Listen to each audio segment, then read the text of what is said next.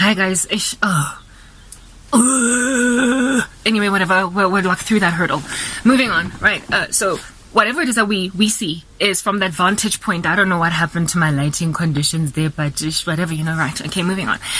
We've got that kaleidoscopic view from, that bird's-eyed situation. In the show, The Sandman, the Lord was showing me, I feel like he was showing me that I'm so discontented. What happened? Like I move once, next thing like lighting is like this. Sorry. I have no decorum when I'm hurting. Moving on. Yeah. Encephalitis lethargica, that's where I left off, right? Is a spiritual sickness indeed that the devil plants, but the level of seriousness of it is communicated in that show, The Sandman. The devil knows it's serious. The devil knows it's a way of forcing people into destinies that are not theirs. They sleep all throughout their lives. They're in some kind of spiritual slumber all throughout their lives. And they are fulfilling what Satan wants in their lives, what destinies the devil wants for their lives. And desire is quite evil. Like at the end of the series, what is this? Season 1. Desire eventually, like dream goes to desire, and somehow how dare you have a baby in the sleep there, had they like once, and they have like a scratchy fight thing, right? Yeah. Desire turns out to be really evil, really evil, and desire is the one that planted the baby inside the womb of the sleeping lady, you guys. And there was this one chick there called Vortex that they say they want to kill, because if they don't kill her, the dream space and the waking world space is going to come into one, and everything is going to collapse type setup thing. And you cannot separate from the dreamland to the waking space, otherwise everything is going to come to an end. So Vortex is basically the bane of the existence of dream, and the bane of the existence of any universe within which she operates. Vortex, however, is this innocent girl that is frankly quite lovable, and yet she has to be killed in order for the world to survive. Basically, Vortex is the tantamount of Christians. She is, well, I mean, her name is something else, but she is the Vortex, according to like the dream landscape. Christians are people that help understand that there's literally no line. There's no separation between the spirit realm, the dream world, and ours. And if we're not careful, they will all be exactly the same thing. In the end, she doesn't die. Her grandmother takes her place, the grandmother of which is a woman that had her... It's not her grandmother, it's her great-grandmother. She had her mother or her grandmother in a dream space. So Vortex shouldn't even exist, essentially. And yet Vortex is there. And so the grandmother takes the place sacrificially of the granddaughter, so the granddaughter does not have to die. That girl that was a threat to the dream space in breaking down the walls and bringing reality from dreams into waking space is the tantamount of Christians. She is the literal tantamount of believers, because we're the ones that are trying to wake the world up to realize there are no lines, there are no walls. It's all just one fluid existence. It's eternity. We are a timestamp within eternity. We are an interval, some kind of a starting and an ending space point within eternity. Meaning that essentially we are part of a grander landscape, and we chip away at the walls between eternity and this waking space. Not just us, but anybody at all that operates within spiritual matters. Chip away at the differentiator between dreams and reality. However, we have veracity in us. We have truth as Christians. And so we are able to make people understand what they should be dabbling with and what they shouldn't be. So we've got power to break down walls. We have got power to help people understand that you have to fight in your dreams. How many of you guys have woken up? I'm speaking to Christians now because they would understand, okay, maybe even people in the world, but they are not even going to know that they're under attack. However, a Christian can tell. How many of you guys have woken up after having not done anything? You've kind of been sedentary for the day, and then you wake up feeling like you've worked out. Gym up, lay weight, like you literally feel as if though you've had like a 24-hour session in the gymnasium. How many of you guys have woken up with that kind of spiritual attack gawking at you, rearing its ugly head? How many? Likely more times than you would be comfortable to admit.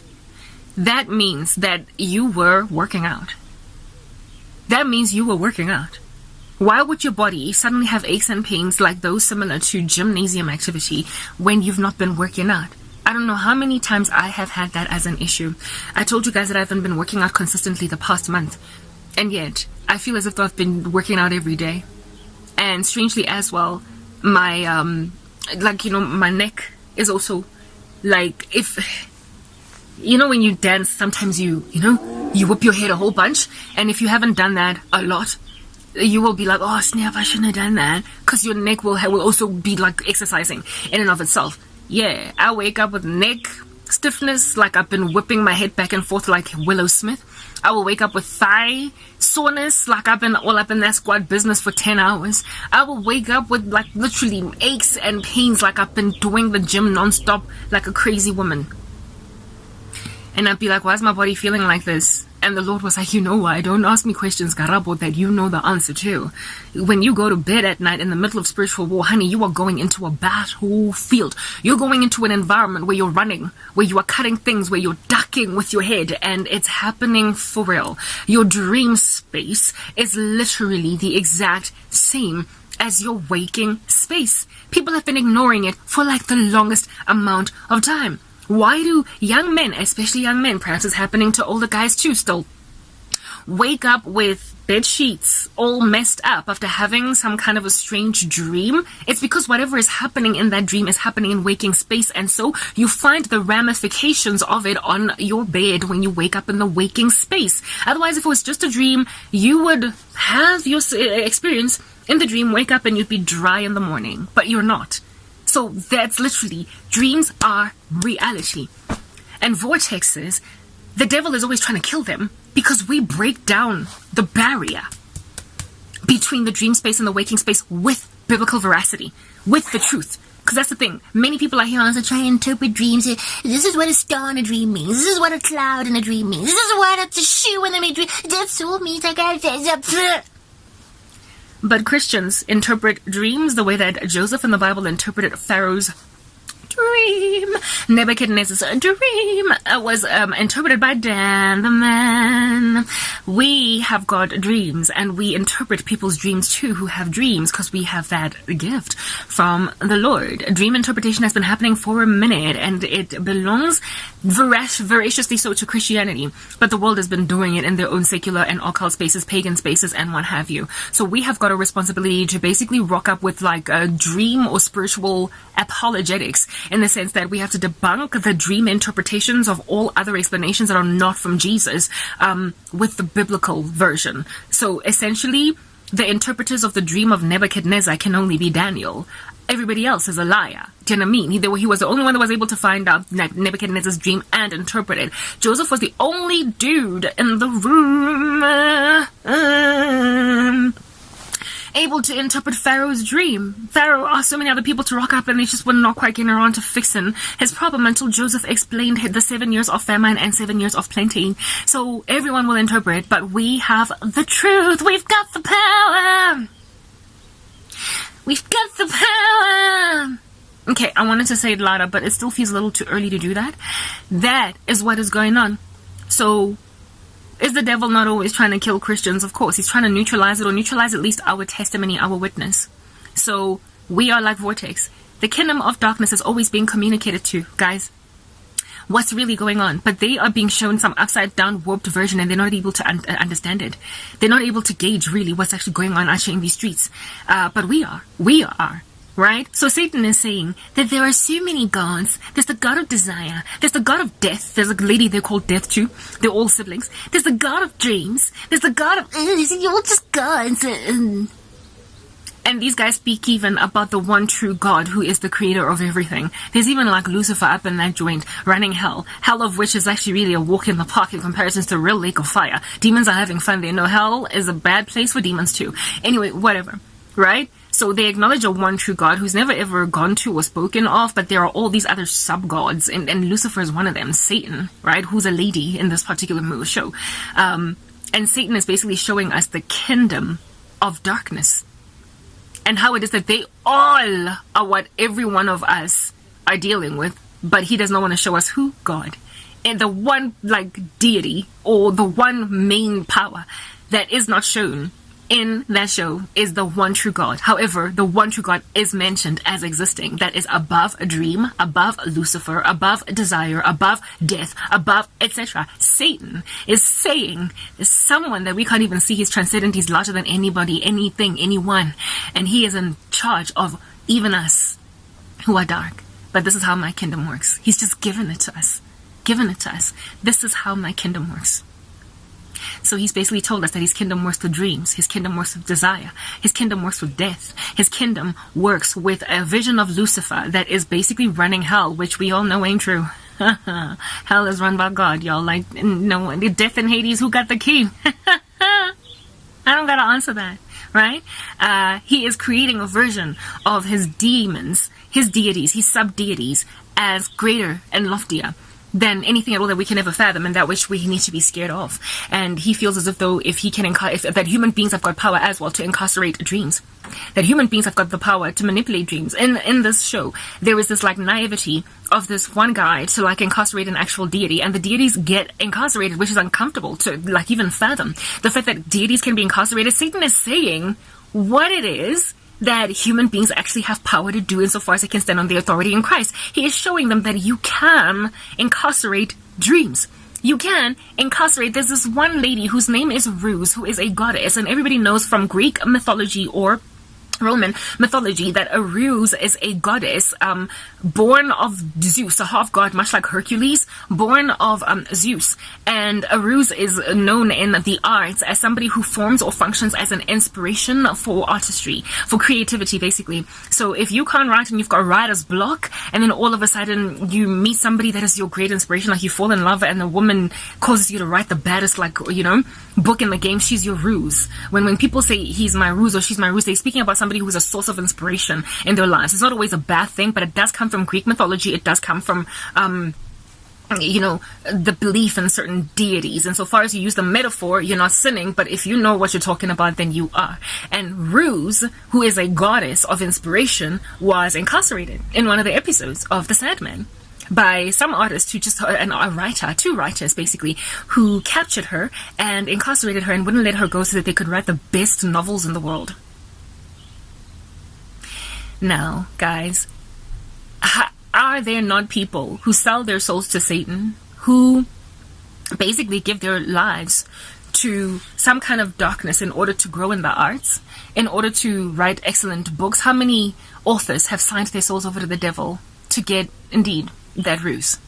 Not ruse, I keep saying ruse. That's a con. I'm sure all along you'd be like, oh girl, the word is muse. The word is muse. The word is muse. Okay, fine, muse. I finally got there. Muse. Yeah, how many people have signed a deal with a tantamount of a muse, and all of a sudden they're writing really great work? How many young men and women have just been these underground artists that nobody's really listening to until one day, all of a sudden, they are breaking bank, they are larger than life, they are selling multiple albums, and they are going from good girl turned bad because their name is Rihanna? How many people have done that? How many people come from the underground to mainstream entertainment like that overnight? They have incarcerated the goddess Muse in order to get elevated. Their talents finally got acknowledged. So the way you incarcerate Muse is basically to incarcerate yourself. It's to sign your soul to the devil. The originator of talents is God, and he's the one that has said, write and I will bless your work. I will get you that Pulitzer. I will be the one to get you that bestseller. But you must trust me, don't sign your soul over. Your first 2 or 3 novels might fall splat on the ground, but I'm going to give you success. And you just need to believe him. You need to believe that trial and error is going to help you out. But some people throw in the towel and they give up and they sign their soul to the devil. So they already have talent. It's there. They just undermine it. And the only time that talent gets flourished is if they compromise themselves. So that's why you find a lot of these artists in the entertainment industry having substandard talent or substandard music or substandard writing ability or acting talent, and yet they are given all these roles and roles and roles. It's because they have been prepared to do whatever it takes in order to gain the fame, as opposed to just continue with good old-fashioned hard work. And the entertainment industry is, of course, very demonic. It is satanic. And so for those reasons, a lot of the people there are ones who have basically incarcerated the goddess Muse. In that show, that was the case. But guess what God Almighty showed me? Guys, like, I really didn't want this to be long, but you know what? We're gonna eventually get somewhere with this. First of all, the encephalitis lethargica, the Lord showed me, if Christians continue to ignore their onset of lethargy, all of a sudden this just sweeps over them like a tsunami. If they continue to ignore it and don't make war with it, then what is in the dream space is going to infiltrate and muddy the waking life, and that whatever seeds are planted in dreams, they're going to manifest in reality. That woman had an actual baby. She fell pregnant, okay, and the baby now lives, and it had to be killed. Know and understand that that is an analogy of concepts or ideas or settlings, like literally downing your standards that we do. It is ideas that are planted in your sleep that eventually cause you to settle in waking life. Personally, the baby that has been the seed that has been attempted to be planted in my womb in dreams is a destiny that has fallen, like getting married to a bad man, having children by this man, and so therefore proliferating certain generational curses into kids through an unregenerate, an unsaved. The devil has been trying to get me married to an unsaved man for the longest time. Also trying to get me married to a man who has been compromised, who, even though he is saved in Christ, he has not dealt with his spiritual issues, his generational curses, and so there's a potential for my kids to inherit nonsense. And that was one of the prayers that I took to God when I first came to him, that please give my children a clean slate, because I'm having to battle these demons so harshly because of my family's indiscretion. I did let you guys know that my family are basically a collection of zombies. I don't want my child to have to deal with the demons that come from my family because they're heavy, and I know it, so please let it stop with me.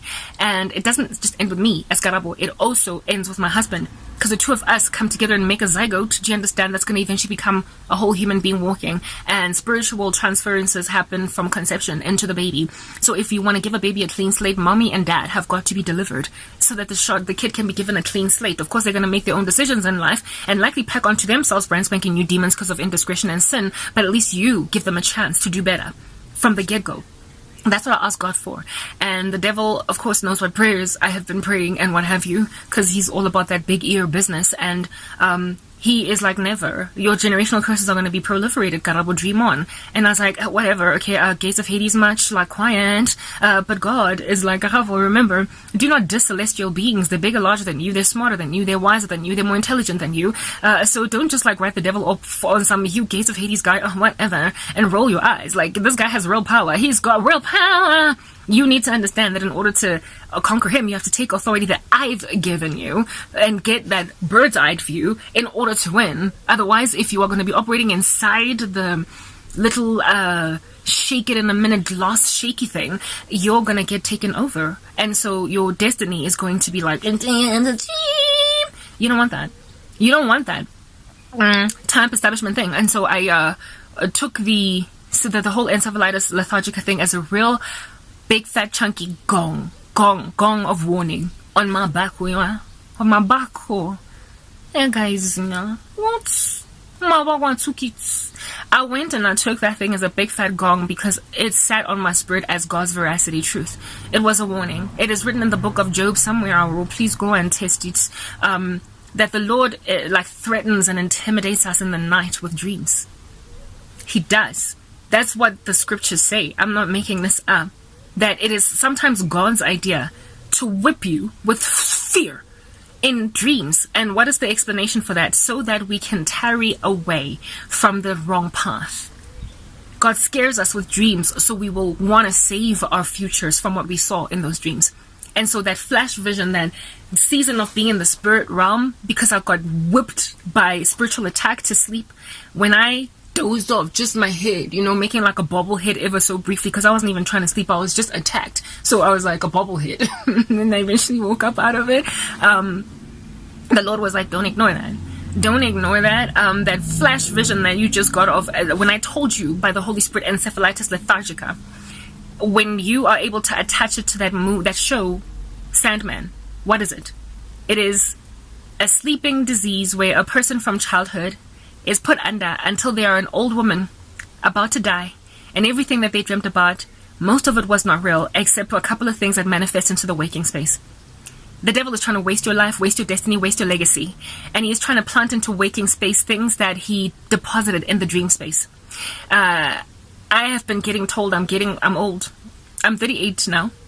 I'm old. I can dream on about finding a guy that's not cluttered with generational curses, baby mama drama, a whole bunch of whack stats, like marriages of the past. You are not going to find a guy that does not come, with some issues, girl. You're going to have some baggage. Even though I prayed when I got saved at only 26, I asked the Lord for no baggage, because for the sake of children, more than anything, it was about the kids, because I wanted to give them a clean slate, because I saw how my family members were so dark.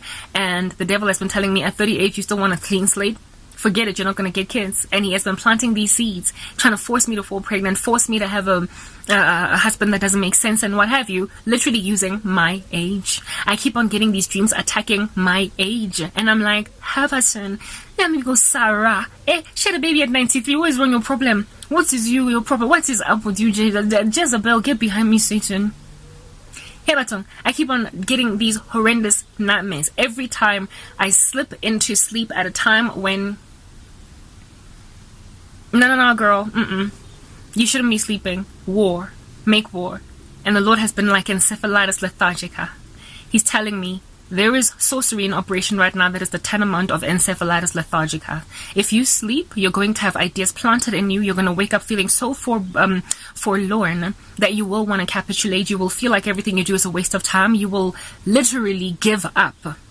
So pray through this. This is something you have to pray off. Pray it off. And that's the reality of Christianity. We fight things and seeds that are given us in dreams. And Satan is showing you guys who are blinded to the veracity of what he's communicating to you, because it's done in some warped, deceptive fashion. He is communicating to you in broad daylight. And here it is, I'm coming as a Christian to show you, or rather explain to you, the real deal of what Hollywood is actually showing you. The entertainment industry belongs to the devil. Most of it. We know that. And so they get ideas from the devil, because the devil is showing you guys the glass ball version. He is showing you guys what is inside the smaller version. And a movie a series on Netflix that confirmed that this is a truth is Lock and Key. Lock and Key. There are 2 scenes of this nature where... Okay, Lock and Key is, again, like short, briefly.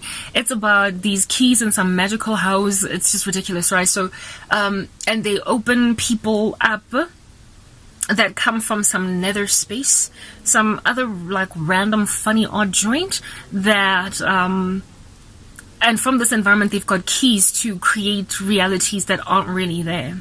And there is this, like, chickie, like, real fly chickie by the name of Dodge. And she's, like, the nemesis there. She's the evil, like, villain of the show. And the... I'm trying to think. Yes, thank you. The keys that are made by these children come from some like portal vortex place that opens up like CERN's big hole there in Switzerland, and like pop into the world or something. And it's even there because these kids dabbled or something, whatever, like some random stuff of that nature. Okay, that's Lock and Key. Now, God flat out told me that Christians, believers in the Lord Jesus Christ, are literally like Dodge. Like, I don't know how many times, like, it's the opposite. Like, everything that is happening in the entertainment industry, is it's the opposite or the antithesis, the flip version of what God is actually doing. Dodge is the supervillain in the show. And the Lord showed me that believers in the Lord Jesus Christ, not all of them, some of them, many of them, are like Dodge. Dodge is the supervillain that escapes. She's a scary little beautiful woman. Like the thing about Dodge, right? If you watch the first episode of Lock and Key, Dodge will scare you, because this child speaks into a well and the voice of a woman comes out and he's like, it's scary. That's like horror movie type scary stuff, like what, Goosebumps type thing. She's scary. It's ominous what is going on. But when her voice comes out, the next time this kid comes back and talks to the voice in the well, it's so sweet and it's so kind, and it's actually kind of harmless. When she talks, she's like, Yana, Bodhi, how are you, Bodhi? Yeah, sometimes I get really hungry down here. Yes, Bodhi, like her voice is so sweet that you know that there's something ominous. A boy should not be talking to a woman in a well and then going to sleep at night knowing there's a woman in a well. But this woman's voice is so soothing. That is literally the bittersweet relationship that the world has with Christians. They hate God. The world hates disciples. They have such ambivalence with us. But when they talk to us, they know that they are unnecessarily harsh. Because when we open our mouths, there is something tranquil and peaceful about us, even though there is something scary about what we're talking about. We warn of this lake of fire. We warn of an eternal plane. We also, like, strangely have no fear. We also strangely survive weird things that should, like, basically knock us to the ground. And so we are essentially like ghostly little beautiful things walking around that should be scary, but somehow it's easy to talk to it. And then Dodge, eventually after she gets out of the well, because this kid, like, I don't know, conjures her up or something and gives her the anywhere key, Dodge, when she comes out into the light and talks to Bodhi, she then is revealed as this really pretty girl. Essentially, the world shrouds us in darkness and tries to make what we do an ominous, weird thing. And seeing us in the face then makes them be like, but you're pretty. And then they try to vilify us, and essentially everything that they use is ours. It's our inheritance. It's our earth. They are opening doors and closing them with our reality. They're thieves. But God always gives us a way to escape. And this way is because we have the original knowledge as to how to do things. Now, if you think about the portal in Lock and Key, right? The keys, the demons apparently, that shoot out from out of that space and get inside people, or that land on the ground. They make the keys out of the stuff that comes from this portal. But the human race is not supposed to have access to these keys. The human race is not supposed to be using things from the spirit realm apart from God, apart from belonging to the kingdom of heaven. Now, Dodge comes from the portal. Those funny little demons that fell out of that portal came from that portal. They have that as a source. Do you understand?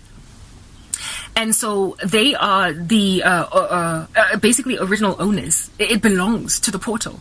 Every amount of magic that comes from that place belongs to that place. It does not belong to human beings, but they dabble with it anyway.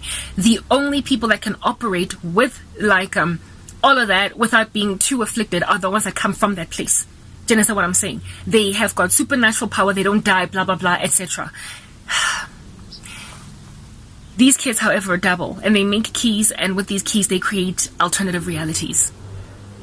Among the things that they built in order to cause magical powers to come into the space using these keys is, one, a glass ball that, what is this? Okay, there is an hourglass key that goes into history, but it cannot actually change history no matter what you do.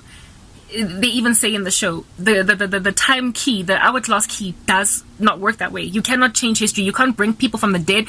You can't change what happens in the past. It fixes itself somehow. Then there is a key where a small, I don't know what that thing is called. I wish I had the real name. That glass where it snows, you shake it and it looks like it's snowing. There's a key to unlock that. And then the reality becomes inside that. Right? When you look inside this snowball key, let's just snowball thing, the house, the key house is in that snowy environment. It is encircled by trees and everything. And there is an actual whole life going on in there. But the owners don't know it. They don't know it. And so when you shake it, it actually shakes.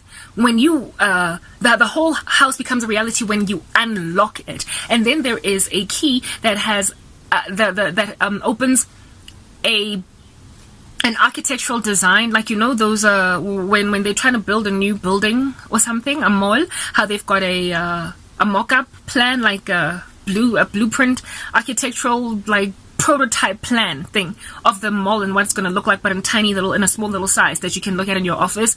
They have that kind of a mock-up of the key house, and there is a key, a small little key made to unlock this, and whatever it is that you input into key house from your big version component, when you have unlocked it with that key, comes into the actual real space.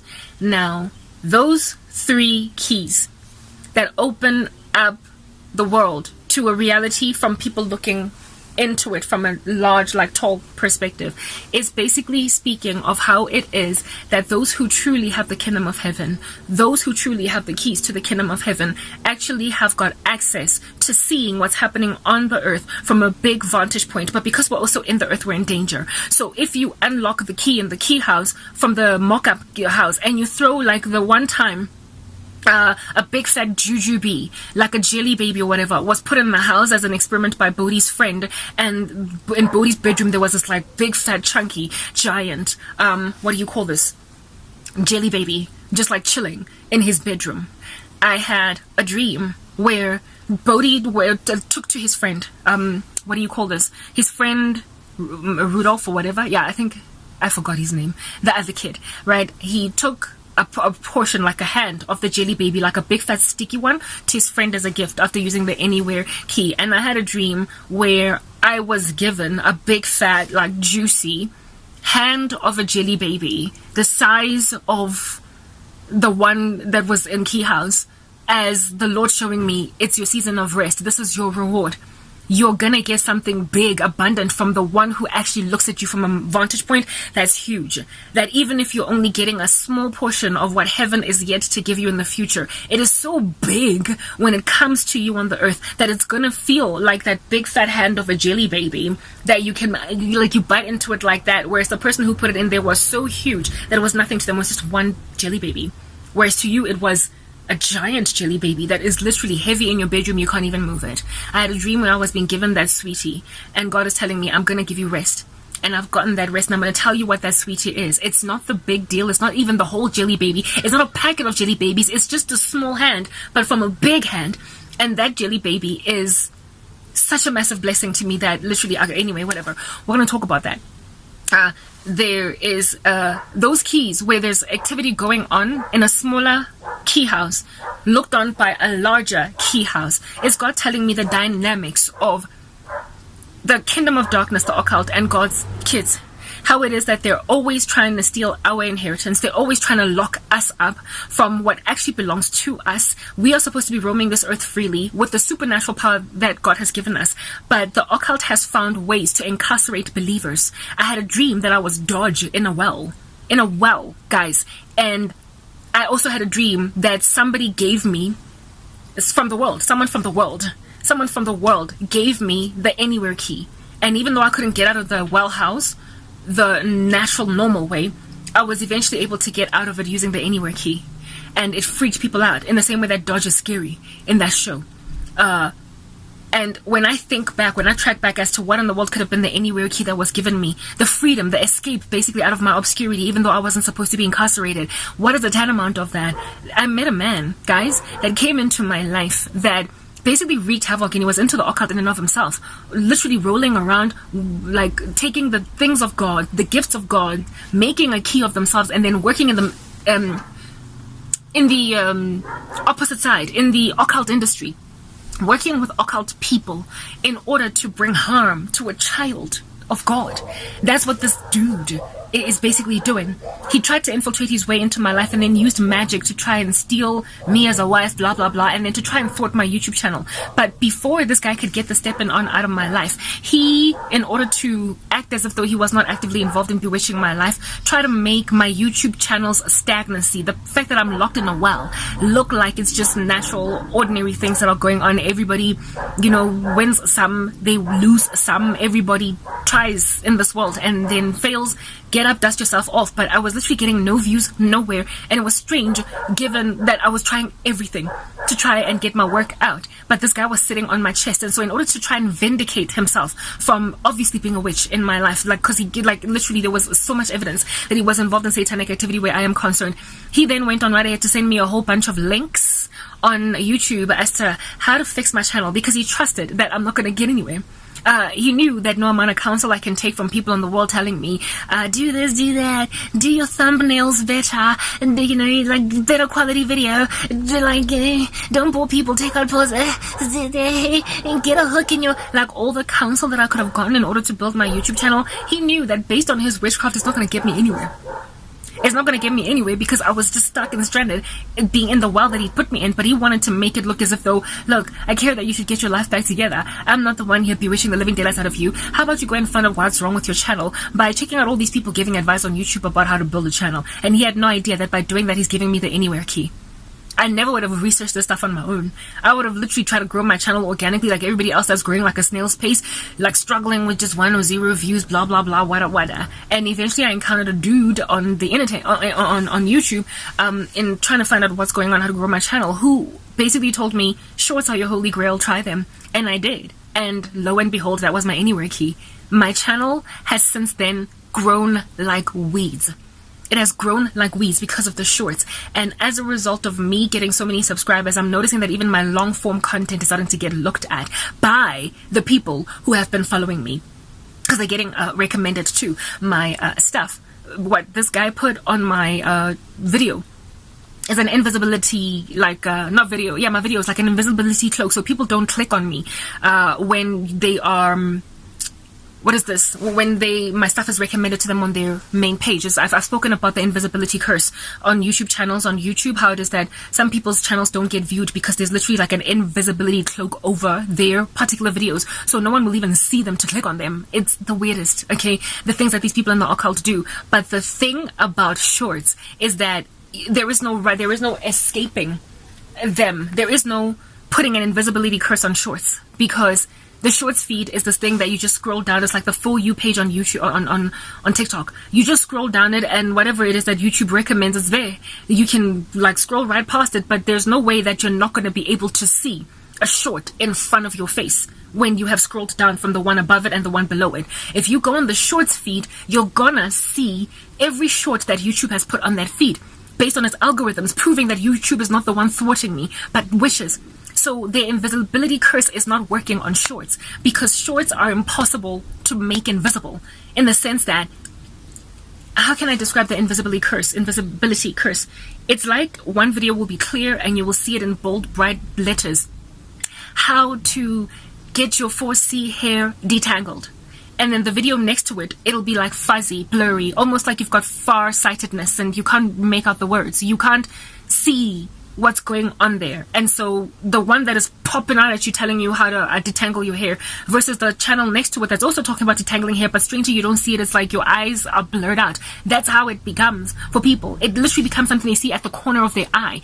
They glide right by it when it's on a recommended page, so they don't click on it. It's an invisibility cloak. But shorts, how in the world are you not going to see a short popping up like the next one coming on your For You page or your YouTube? It just comes. So they can't hide it. They can't hide it. He had no clue that by giving me that advice, he was giving me the anywhere key, because it made sure that people would see my stuff that they would otherwise not click on. So essentially, the reason why I do as many shorts as I do is because I know it's the only place that I'm currently being seen.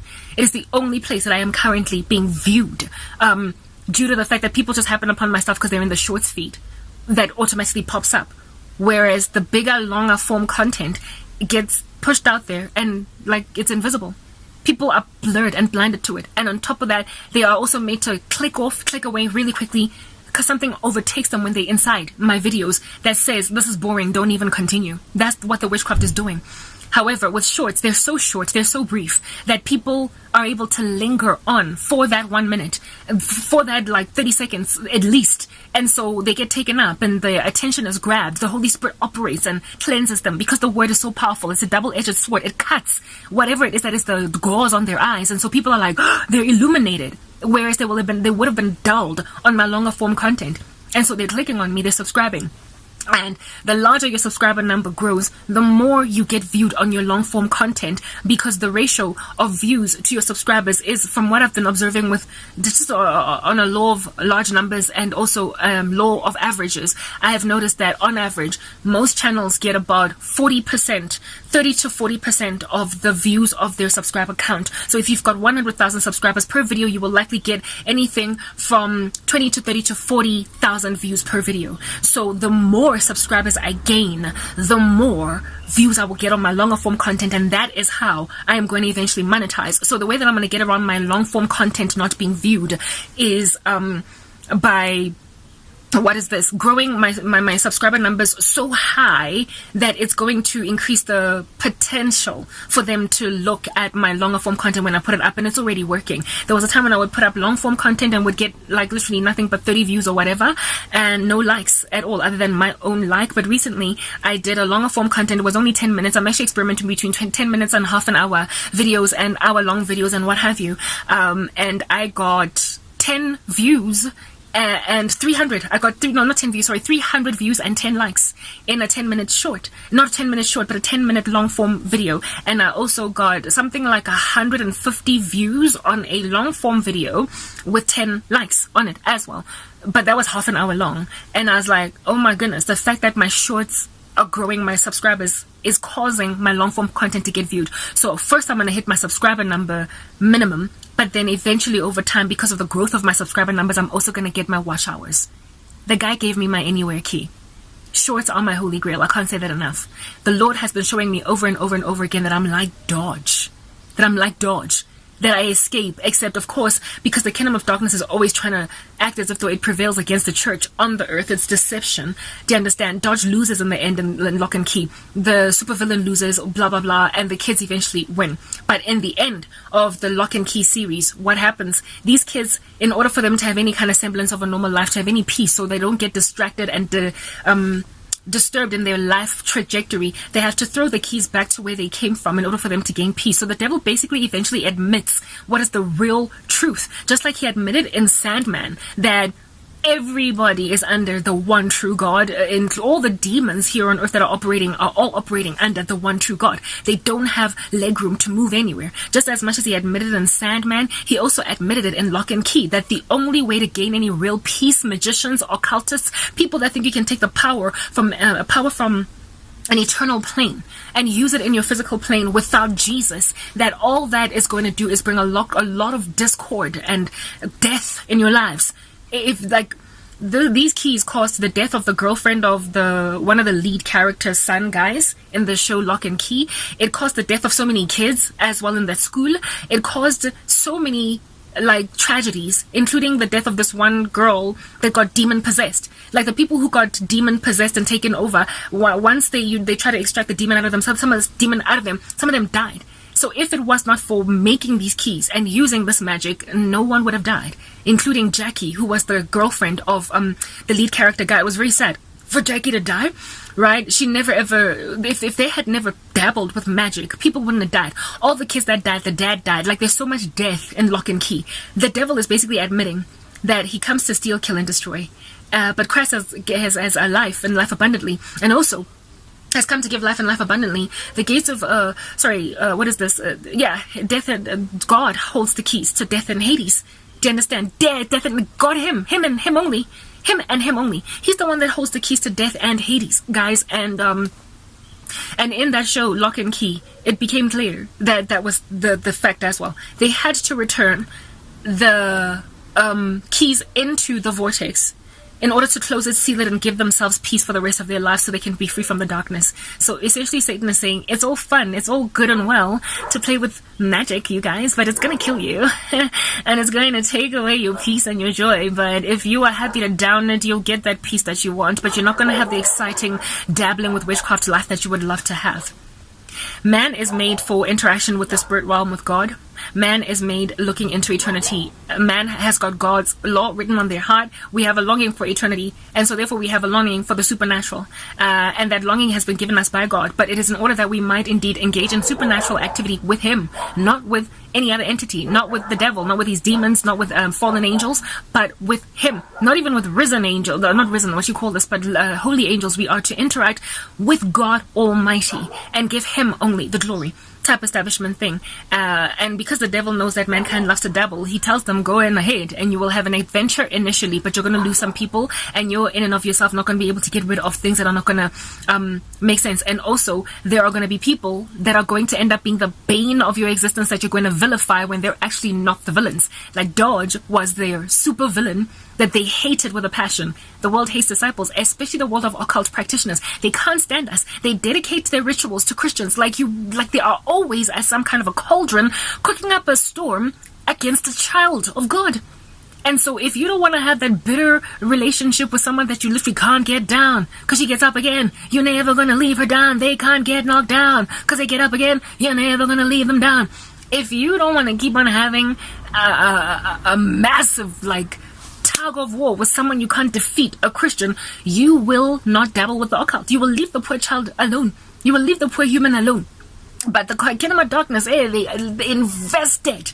They are invested in Christians like no man's business. Just like those kids just could not quite get fast enough get rid of Dodge out of their hair. She was like a tick in their hair. They think we're a tick in their hair because we pray away all their prayers, all their nonsense, their darkness. We fast, we conquer, and we also have a power that they can't understand. We literally don't get knocked down. We get up again. We're never going to stay down there. That's who we are. So if you don't want to have such a horrible relationship with complete strangers that you don't know purely because they're filled by the Holy Spirit, you will not dabble with the occult. Witches have just an unexplainable hate for Christians in a way that other people in the world don't. If you don't want all of that heartlessness in your heart, if you don't want all of that hostility, animosity against a complete stranger that you are going to invest a whole bunch of dollars or rands or rupees into just bewitching, you will abandon the occult. The only time you will find peace is if you literally give back magic power to where it belongs. Some other spiritual realm that is not to be piercing into this place other than through Christ Jesus. So Satan eventually admits the truth in all of these shows. He admits the truth, but in a way that people don't quite see it.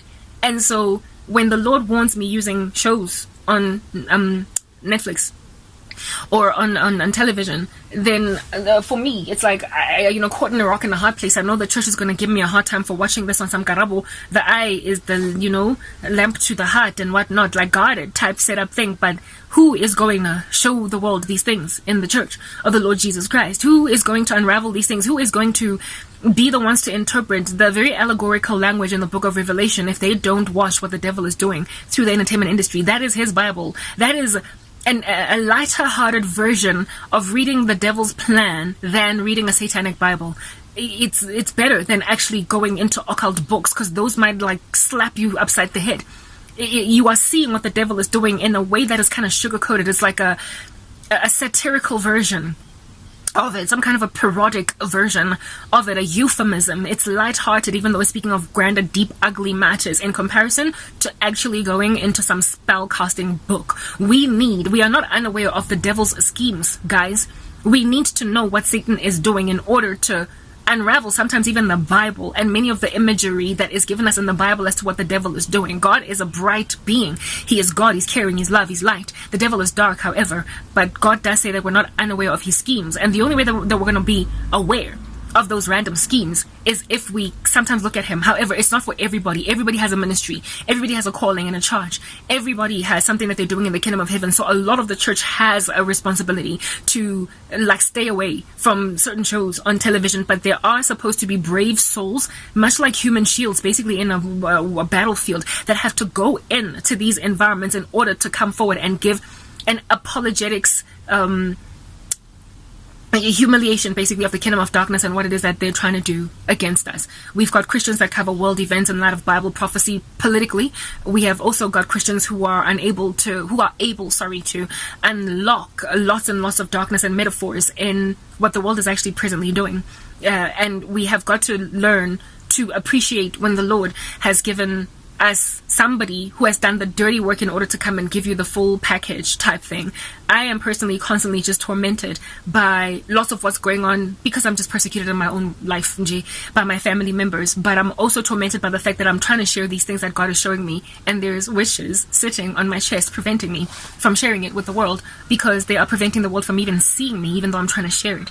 I've been held hostage for 8 years underground, much like Dodge, and I've been given an anywhere key now, and I'm about to get out. And when I explain things in this way, people are like, Arabo, you watch too much TV. Actually, no, I don't.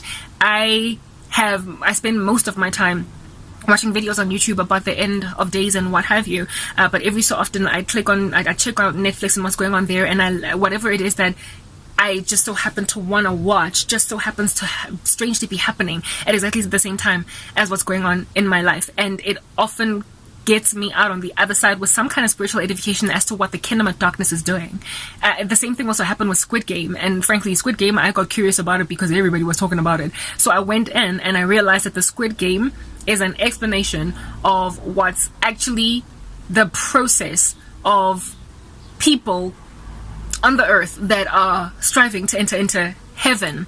It's literally the flip side. People trying to enter into heaven as opposed to the elite, and how it is that the elite in all of these movies with that kind of theme are actually Christians in the word of the Lord in the book of Revelation that are in heaven watching the tribulation, and how only a few people on the earth are going to win the Squid Game, the Hunger Games, the Cabin in the Woods, the whatnot. Similar themes. So with that, then I am now gonna communicate something else here to you concerning the change of climate. Now, what I have to do going forward. Remember, I told you about Lock and Key. I've just told you about Muse and Sandman, and the incarceration of Muse was incarcerated, right? So too was Sandman. That's the devil showing you that you can't bind a devil in chains for hundreds of years at a time. But they do sometimes get set free after a season has progressed, because their time for final punishment has not yet come. The devil was showing what happens with demons that go outside of what they're allowed to do.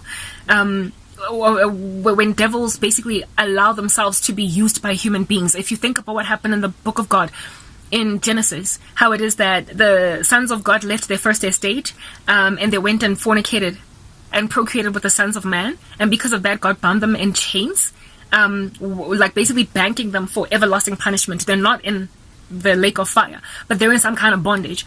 That was the devil showing that there are entities that, because they dabbled and allowed themselves to be used by the human race, and God did not want them doing that with the human race, they got bound. The devil was showing what's going on in his kingdom. Dream was incarcerated. Muse was incarcerated. Yeah, you get my point. They have to function and operate within some kind of hierarchy and order, but there is a higher being, and the people who belong to him also have got the power, right? There's a higher being that controls everything, and as Christians we've got that vantage point. We're chilling on a terrace. Okay. Now, Resident Evil. I've been fighting. You guys know that I haven't been sleeping at night, only during the day. That's about to change. Hallelujah, because I've come through an obstacle course, okay, that I have passed. The show, what is this? I've been recently watching Resident Evil, right? The recent one, the not the Mila Jovovich one, but the Mila Jovovich one. I just got a vision of it now.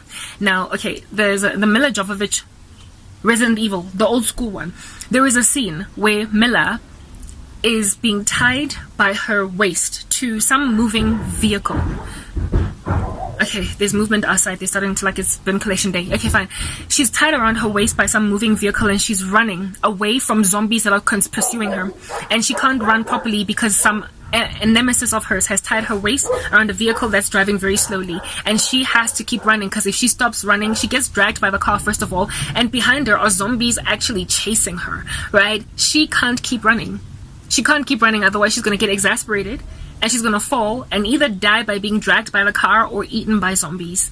She had to somehow muster up the strength to run fast enough to catch up with the vehicle, climb on it, and then start attacking the people driving the car to survive.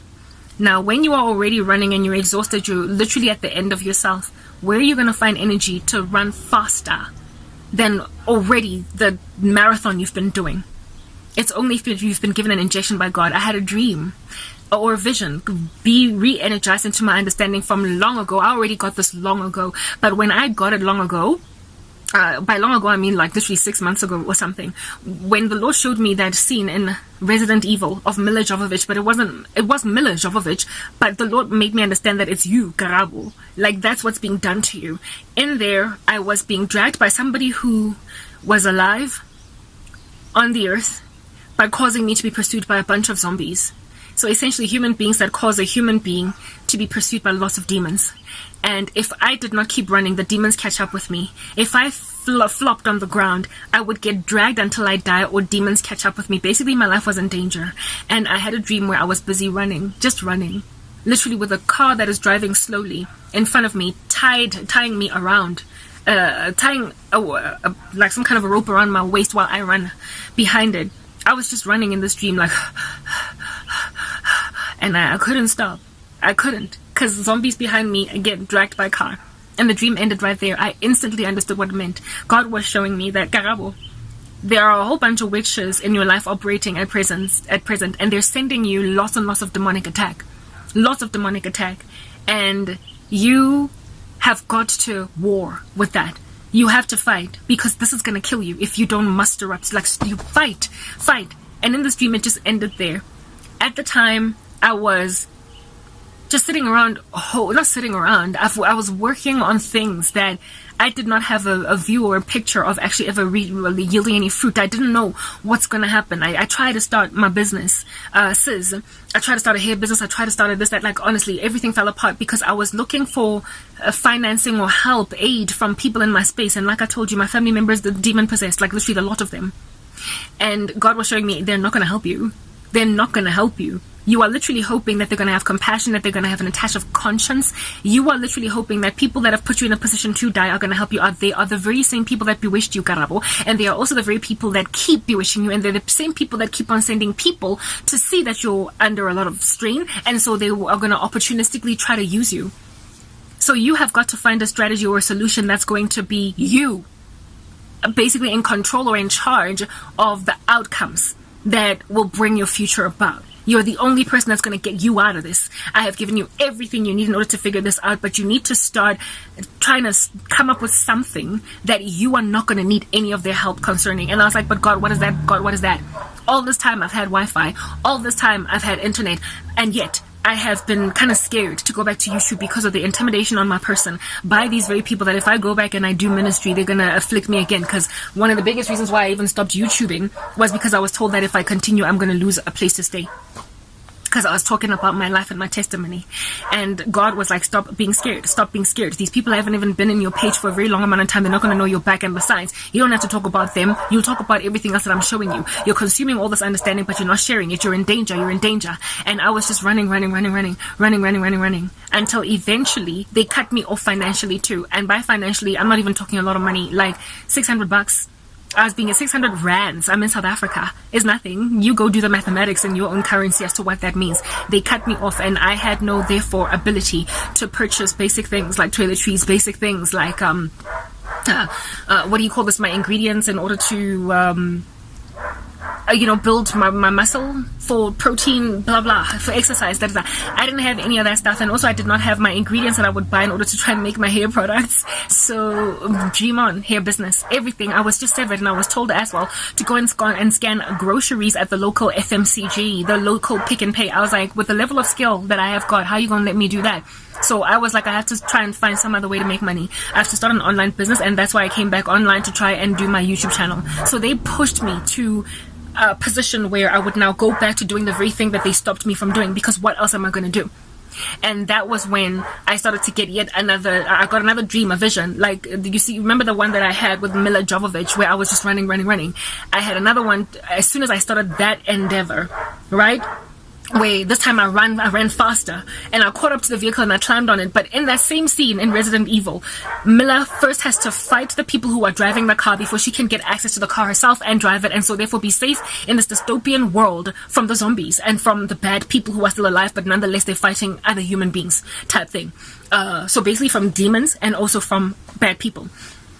I had to fight first before I gained control of that vehicle. And in that dream or vision, I was now fighting, and it was a man. It was a man that I was fighting in this dream or vision that was trying to kill me now that I've caught up to this car. And he was a person that was driving the vehicle inside it. That was a dream that I had, the vision, right? And indeed, just as I was starting my ministry, going back to YouTube, I met a guy that slid into my DMs that I accommodated.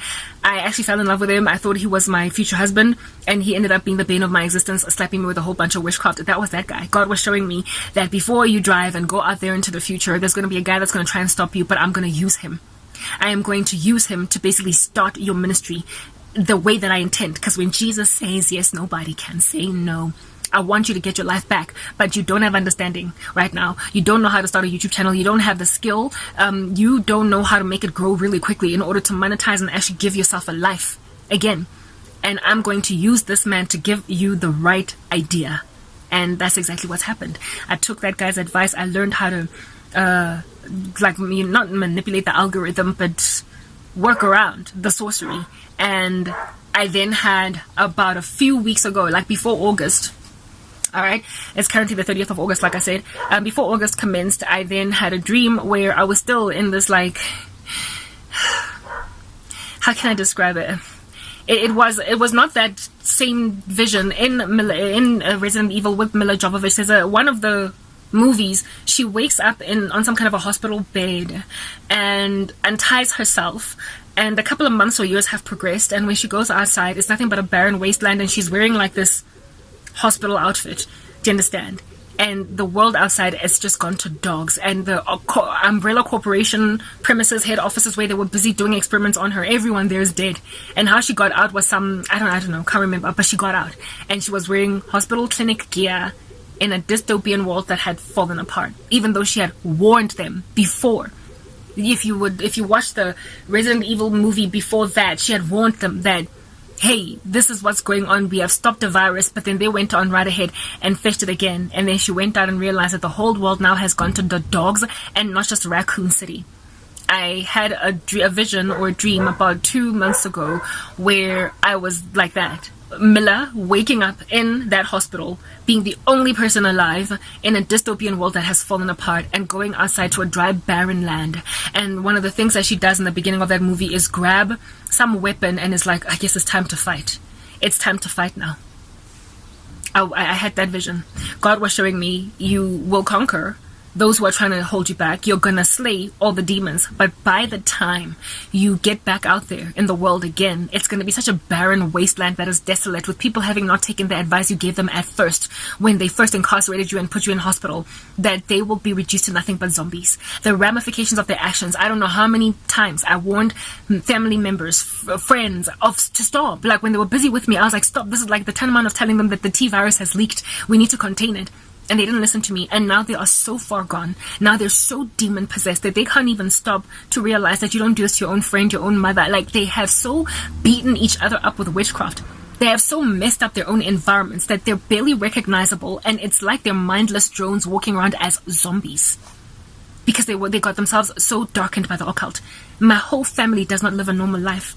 My friends don't live normal lives, former friends. Literally, I am the only one among them that is still sober and rational. They are walking around me watching my life waste away, and they are like, whoops, I guess these things happen. No, they don't. These things don't happen. You don't just watch your own daughter die like this. You don't just watch your own sister die like this. You don't watch your friend, your bestie that you grew up with just die like this. This is abnormal. This is unprecedented. Our parents did not do it. Not like this.